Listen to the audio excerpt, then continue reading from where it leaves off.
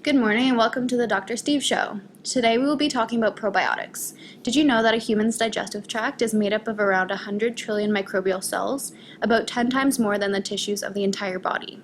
One of the leading experts is here with us to explain what probiotics are, as well as their potential in improving lactose digestion and alleviating the symptoms associated with lactose intolerance. Welcome, Dr. Bernard. First, what is lactose intolerance and why is it such a big problem? Lactose is a type of sugar found regularly in milk and dairy products. Like many other foods we consume, people can be allergic to lactose. This is called lactose intolerance. People who are lactose intolerant have reactions when they consume products containing lactose.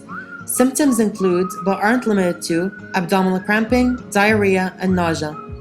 Lactose intolerance typically comes from a deficiency of lactase in the body. Lactase is an enzyme, meaning it speeds up the processes in the body which help to digest the lactose. About 75% of adults worldwide are unable to digest dairy products.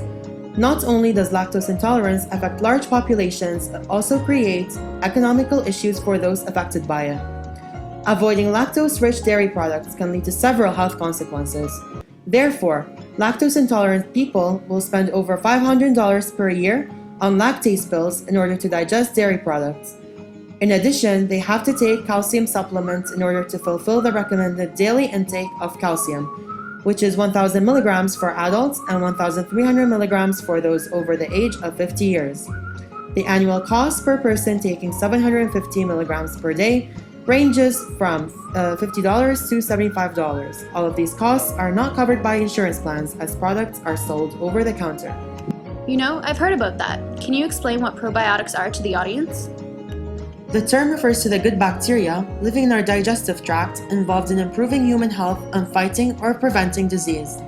The World Health Organization defines probiotics as live microorganisms which, when administered in adequate amount, confer a health benefit on the host.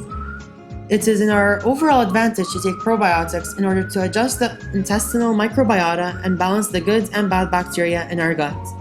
Probiotics are found in fermented milk such as yogurt, cheddar cheese, and buttermilk. They are also taken in supplement form as this is the most effective way in populating the good bacteria.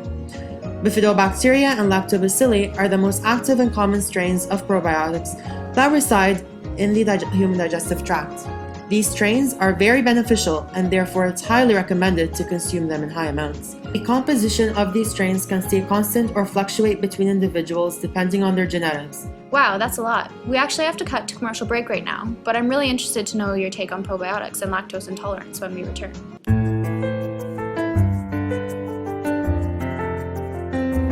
Hi and welcome back. We're here with Dr. Bernard, and I was just about to ask, do you support the use of probiotics when it comes to the alleviation of symptoms of lactose intolerance?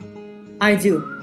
Although it's not certain whether it's lactose itself or one of the metabolized products that causes the symptoms commonly seen in lactose intolerance, it is highly hypothesized that the removal of the product will alleviate these symptoms. Evidence does show that the removal or digestion of lactose itself results in greater benefits than the removal of its metabolites. Probiotics are thought to be able to help improve the condition of lactose intolerance through removing the amount of lactose in the milk product in the small intestine or in the colon. The probiotic bacteria can remain alive in its function, or it can be broken up in the intestine to release what is necessary for lactose metabolism. One of the mechanisms of action of probiotics is to use an enzyme known as beta-galactosidase, which hydrolyzes the lactose. This means that in the presence of water, beta-galactosidase is able to break up the molecule that is lactose into smaller molecules that do not irritate the system of someone with lactose intolerance. For example, the presence of Lactobacillus delbrueckii in a milk product can increase beta-galactosidase activity. The membranes of the specific bacteria protect the enzyme as it is transported through the gastrointestinal tract. Lactic acid bacteria produces beta-galactosidase as well. Oh, that makes sense. So last question then. The theory is present, but is there any research that suggests that probiotics have benefited people suffering from lactose intolerance? Yes, a study by Skafsma and colleagues examined the effects of various probiotic strains in yogurt and found that consumption of yogurt containing Lactobacillus bulgaricus and Streptococcus thermophiles alleviate the lactose intolerance through their enzyme lactase when the product reaches the intestinal tract. However, some probiotic strains have also shown contradictory results.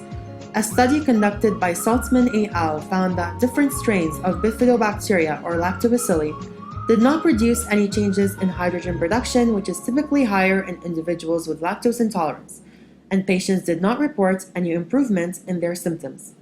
While there is ample evidence in favor of using probiotics to alleviate symptoms, the inconsistent results may mean that the exact mechanism of how probiotics function in the context of lactose intolerance still remains to be unknown. Thank you so much for the valuable information, Dr. Bernard. If you like this video, please feel free to comment, share, and subscribe to the Demystifying Medicine channel.